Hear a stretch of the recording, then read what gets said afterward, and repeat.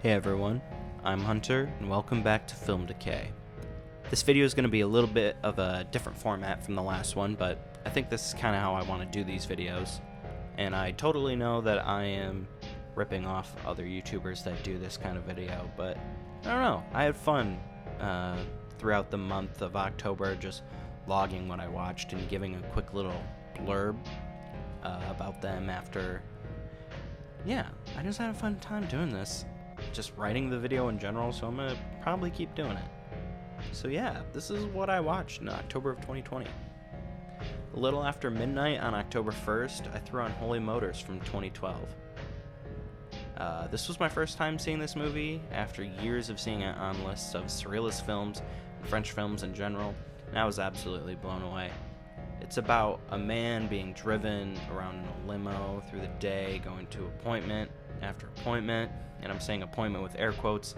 The way Denis Lavant is an absolute chameleon, going from scene to scene, taking on the life and mannerisms of a completely different person every time he steps out of this limo, it made me dumbfounded as to how this guy isn't one of the most busy actors of all time. I'm not even saying this slightly. It was one of the best performances I have ever seen, just on range alone. And the writing and directing were unlike anything I've seen before either. It made me so excited to check out the rest of Leo Sirach's work. So yeah, October off bat, this movie's a 10, baby. Ooh. Then I watched Brian De Palma's Carrie. Carrie creates such a unique atmosphere out of its Stephen King source material that in my opinion is one of the best King adaptations to really just hit the nail on the head and kind of stay truthful to it all. Don't get me wrong, I enjoy other King adaptations, but very seldomly do I feel that they do King's world building and vision justice. With that being said, Carrie has very much lost most, if not all, of its terror and horror it really brought to original audiences. But what is left of Carrie is an absolutely bonkers ride that makes you actually identify and feel for the protagonist. And even when she's just committing some heinous acts, you still feel for her. So yeah, Brian De Palma's Carrie, great flick. Then I hit up a drive-in and caught a great double feature of Possessor Uncut and Kajillionaire. I went in very excited to see Possessor Uncut because I'm such a huge Cronenberg nerd, and I was very eager to see what his son was capable of, in the driver's seat, and I was absolutely blown away. Possessor was full of great gore and psychological tension and some very hard-hitting visuals. Possessor is definitely the best new movie I saw in 2020. Hands down, I have yet to see something that just gripped me as much as Possessor did. So if Possessor is at a drive-in near you, especially Possessor Uncut, you gotta check it out. Then Miranda July's Kajillionaire. It was a very fun time, but I definitely didn't like it as much. And it's not even a taste thing, really, because I really loved her movie from 2005, Me and You and Everyone We Know. Kajillionaire was able to hit with some great scenes and themes of, like nature versus nurture and needing that warmth and loving from your family and choosing who you have in your life, tied together with July's hilariously awkward dialogue and some sick little jabs at capitalism. But even in its moments of higher emotion, and even during its plot twist, Kajillionaire still just felt pretty one note for me.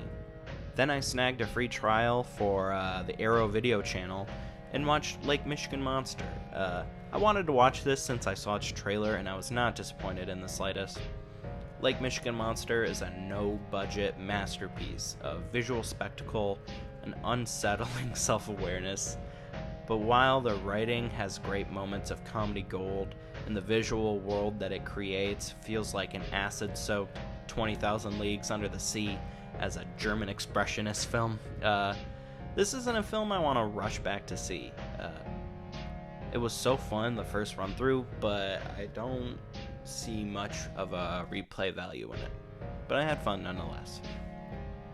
Next I watched Candyman, The Wailing, The Deeper You Dig, and The Hour of the Wolf to refresh myself for the recommendation video I made. And if you want to hear what I have to say about all those movies, you can check out the link at the end of this video. I'm very proud of how that turned out. Shameless plug to my own content. Sue me. A must for any Halloween season is obviously Halloween, and I had to throw that one on. Halloween is a classic slasher that is a staple in the American horror lexicon and has garnered fans worldwide since '78. Nothing new can really be said about Halloween, but I definitely love this movie for its timeless nature and all the doors that it opened for Carpenter as an artist. Quick recommendation, Dark Star, directed by John Carpenter, is criminally underlooked, and it is a sci-fi gem from the 70s. Gotta check it out. Then I watched Pan's Labyrinth for the 100th time. I saw this movie in 2006 when it first came out. I got it back when Netflix was just DVDs, and it was the first foreign film I've ever seen, and this movie is my favorite from Del Toro, and I don't feel like it has ever been matched or exceeded by him. Pan's Labyrinth is a beautifully twisted and dark fairy tale that is timeless in my eyes. This movie will be held in high regard for eternity for its great directing, beautiful practical effects, heart-wrenching performances, and just all-around childlike wonder. I love this movie so much. It's a 10. And I also finally watched Wim Wenders' Paris, Texas for the first time. Becoming an art house and Criterion geek over the last few years, I've somehow been putting this movie off because I was genuinely intimidated by it. It has so much acclaim and hype that for some reason I just couldn't hit play. But this movie is amazing. I just got goosebumps behind the microphone just talking about it. Yeah, I was blown away. This movie is so poignant and cozy and comfortable. It perfectly captures the wastelands in America, whether they be deserts or neon or concrete, even including what I think is probably my favorite shot of all time in like all of cinema. And if you've seen this, you know exactly what I'm talking about. Starring the incredible Harry Dean Stanton, who is one of my favorite character actors. Paris, Texas, it's one of the most beautiful stories of redemption and forgiveness I've ever seen. I'm so excited to check out the rest of Wim Wenders' catalog. If you want a crowd of comfort and tranquility and familiarity and peace of mind, watch Paris, Texas. It's a 10, obviously. It's, I don't know, maybe even a 12, 13. Ugh. I mean, I've only watched it once, but like, I think it might be one of my favorite movies of all time. It like impacted me so much after the first watch. Yeah, check it out. And after avoiding it for 2 years, I finally watched Suspiria from 2018. I was scared of this movie because I was scared of the prospect of a Suspiria remake, but then I heard it's not really trying to be the original very much and just using story elements, and it's the same director from Call Me By Your Name, so that sold me immediately. This movie actually went toe-to-toe with the original in my eyes. Where it lacks in gorgeous colors and memorable kills like the original, it makes up for in texture and atmosphere, and you can just feel more from the movie, if that makes any sense. And it creates such a more gripping and layered story than the original could ever have pulled off. It's very, very good. Is it better than the original? I don't know. They're both great for their own reasons, and that's all I can really say on it. But yeah, Suspiria 2018. I loved it. Then I watched Jordan Peele's Us. I hadn't seen this movie since it was in theaters, but my opinion on it hasn't really wavered on second watch. While I think Us is a fun time with some great performances and an interesting story, it doesn't really flesh out the contents nearly enough. It feels like there's a lot left unsaid in Us, and I still very much prefer Jordan Peele's other movie, Get Out. Yeah, I still had a fun time. Then I had a very odd double feature of David Cronenberg's Shivers and Psychomagic, a healing art from Alejandro Jodorowsky. With Shivers being Cronenberg's first feature film, I was very excited to see his beginnings. Shivers, while incredibly campy, was a great look into the mind of young Cronenberg. He definitely had the body horror vision since his first go at feature filmmaking, which just seals the deal for me of him being a genuine horror innovator and just icon in general. And then Psychomagic. It's hard to even review this film. Jodorowsky is known for his eccentricities, but to see him do observable healing through art and actions on people's bodies and minds and souls was very uncanny and utterly fascinating to watch.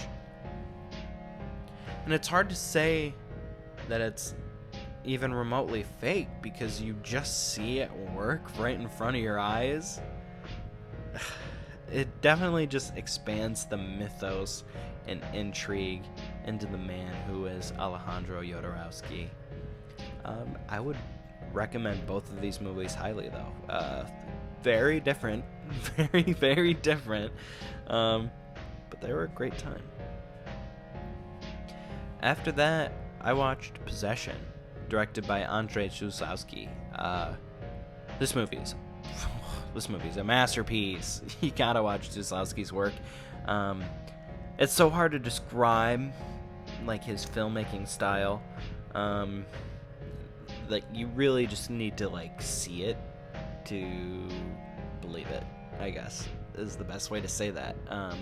I'm definitely gonna make a video on his work as a whole, but I'm also definitely gonna make a video about one of his films in particular. Possession follows Sam Neill and Isabel Adjani, I believe her name is, going through a divorce, and that is all I'm gonna say about it. It's a 10. You just gotta watch it. Go in as blind as you possibly can. Then I watched Clive Barker's Nightbreed. I remember watching this movie when I was pretty young, but I'd never seen the new complete director's cut that Arrow put together. There was a lot of footage missing from the movie, and it was notoriously just ruined by the production company and the cut that they made of it, and it never really got the acclaim that it deserved and everything. And yeah, so I went in pretty excited to, like, see the full thing and see it restored. And the most memorable part of the movie was the special effects makeup and, like, the sets for Midian, but the story and performances, it kind of fell flat, so it kind of let me down a little bit, but I still had a fun time just, like, looking at it. But I don't know, the story was pretty okay. It's very much lesser Clive Barker. Matinee, directed by Joe Dante, was an absolute riot. Oh, man. This movie caught my eye because Dante obviously directed one of my favorite films of all time, and that is Gremlins. So I had to give it a whirl. And this movie was an all-around fun time for the whole family. Like, just like Joe Dante's other work. And if you are hip to the story of William Castle, then you definitely gotta check this out, especially as, like, a fan of him, and kind of like the main, not the main character, but John Goodman's character in it is very much modeled after William Castle, and it was cute and quirky, and I just had a great time with it. It was super fun. Then I watched that Lonely Island pop star movie. I can't even remember the whole name, the pop star one with Andy Samberg. It was pretty okay. There were some funny moments, but it was overall very, very predictable. And I went in hoping for something like, I don't know, like Hot Rod, and I was pretty let down. I still laughed and had a decent time, but I don't see myself ever watching it again. Then I watched Phantom of the Paradise, directed by Brian De Palma, and it is one of my absolute favorite movies I watched this year. Oh, it's so good. It's so good. It's an absolute riot of sex, drugs, and rock and roll. And I would say Phantom is also one of the most self-aware, cheesy movies I have ever seen. And that just, like, bumps it up even higher. You gotta see this amazing rock opera from Brian De Palma. It's great. 10 out of 10. It's a 10, baby. Then I watched Borat 2 twice. I love Sacha Baron Cohen and everything he does, and it definitely seems like he flexed his connections that he used in his Showtime show, Who is America, and it paid off so well. It's obviously not for everyone, but if you love satire and edgier humor, you gotta check this out. It is, in my opinion, like the perfect time capsule of 2020. Like, it's the best time capsule of this crazy year that will ever be put to film. And it came out this year, and it's just, oh my god, you gotta check it out. Oh yeah, Borat 2, subsequent movie film. Pee-wee's Big Adventure, that's a movie I watched. This is one of my personal favorite Tim Burton flicks, and this was a childhood favorite of mine, and it just made me feel like a hyper kid again. It was so fun. And watching Pee Wee Herman stuff just makes me feel like Ren and Stimpy, just like bouncing off the walls, and makes me feel like a scatterbrained kid all over again. It's so good. It's so nostalgic. If you haven't seen it before, what are you doing? It's Pee Wee Herman. You can't go wrong with any of that kind of stuff. I had such a fun time. I'm a fan, if you couldn't tell. And then The Void. That was also a movie I watched. And it's the same with Nightbreed. The only memorable things for me were the practical effects. And then those were cool, right? And the rest was kind of doo-doo. I wouldn't recommend it. It was like, I mean, if you like looking at like scary monsters, it was kind of like Lovecrafty a little bit, but not enough to really save it. So, even though I'm a fan of that kind of stuff, it very much fell flat for me. The last movie I watched in October was Tumpo. I love this movie so much. It is so heartwarming and kind-hearted. Man, this was my third time watching it, and you really can't go wrong with this ramen western masterpiece. Tumpo is the greatest love letter to food I have personally seen in a movie, and it's just so heartwarming, and so, God, does it make you so goddamn hungry. Tumpo is such a unique cinema experience, and I think it could please absolutely any type of film fan out there. Like, I've yet to find a fault in this movie after all of my rewatches. 10 out of 10. Love that shit. Watch Tumpo. If you watch any of these movies I talked about, it's gotta be Tumpo or Paris, Texas. Those are the two. You can't leave this video without keeping those in your mind. Please watch those. That's what I watched in October. I watched some TV as well. I watched the rest of The Boys Season 2. Loved it. It's so good. I watched Lovecraft Country. love that show. It's so good. And then I watched The Queen's Gambit. I liked it. That's about it. It was pretty fun. But yeah, thank you so much once again for coming and listening to me rant about movies that I liked or maybe didn't really like. This is such a great release for me as like a film enthusiast, and I hope I put you on to some cool stuff, because that's my whole goal with this. So yeah, thank you. I'm Hunter. This is Film Decay. Have a good day. Goodbye.